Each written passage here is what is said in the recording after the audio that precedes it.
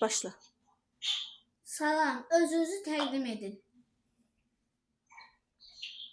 Başlayıqdan İbrahim Oğuzhan Əmsətov.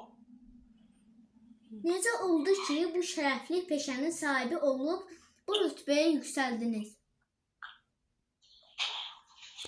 Belə deyim də, kiçik yaşlarından məndə ümumiyyətlə hərbçi olmaq, işğal altında olan torpaqlarımızın azadlığı uğrunda gedən döyüşlərdə iştirak eləmək arzusu olub, istəyi olub. Qismət elə gətirdi ki, bu şərəfli peşənin sahibi olmaq qismət oldu, torpaqlarımızın azadlığı uğruna gedən döyüşlərdə iştirak etmək şansım oldu. Biz bilirik ki, torpaqlarımız 30 ildən artıq işğal altında olmuşdur. 4 günlük müharibədə bəs sizin hansı fəaliyyətiniz olmuşdur? Hansı hissələr keçirdiniz? Yaxın bildiyiniz, tanındığınız kim Kəlgi zirvəsində yüksəldi? Bu suala konkret cavab.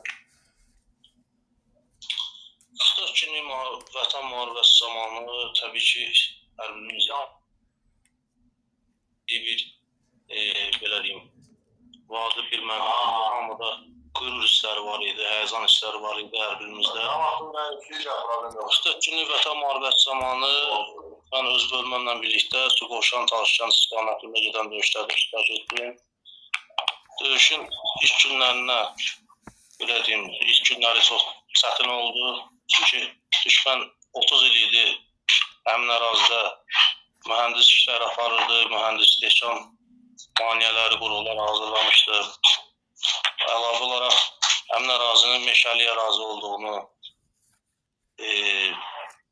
düşmənin müdafiədə bizimsə hücum edən tərəf olduğumuzu nəzərə alsaq, yəni döyüşlər çox ağır oldu, çətin keçdi. Lakin bu döyüşlər zamanı bir çox döyüş yoldaşlarımız da şahid verdik. Baş leytenant Ağayev Elsin, baş leytenant Xaziyev İsmət, Kapitan Hüseynov Raqib, baş gizir Axundov Mirzə və digərləri qəhrəmancasına şəhidlik zirvəsinə uzaldılar.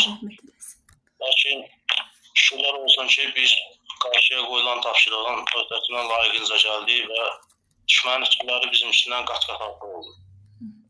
Allah döyüşlərin son gününə qədər döyüşlərdə iştirak eləmək mənə qismət olmadı. Suqovuşan uğrunda gedən döyüşlərdə qaranlıq meşə adlanan ərazidə ağır yaralanaraq döyüş meydanından təxliyə oldu. Allah şəfa versin.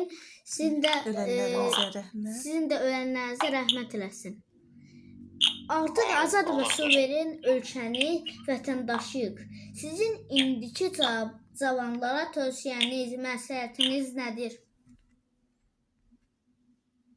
İndiki gənc nəslə tövsiyəm ondan ibarət ola bilər ki, vətənimiz Azərbaycanı sevsinlər, şəhidlərimizin qanı bahasına, 30 illik canı bahasına, 30 illik işğaldan azad olmuş torpaqlarımızı daim göz bəbəyi kimi qorumalı, üzərinə şərəf borcu, namus borcu bilsinlər. Sizin bu torpaq üçün, vətən üçün çəkdiyiniz əzəl qarşısında baş əyirəm. Sizə dərin təşəkkürünü bildirirəm. Var olun, vətən sağ olsun. Sağ olun. Çox sağ olun. Çox sağ olun. Allah razı olsun.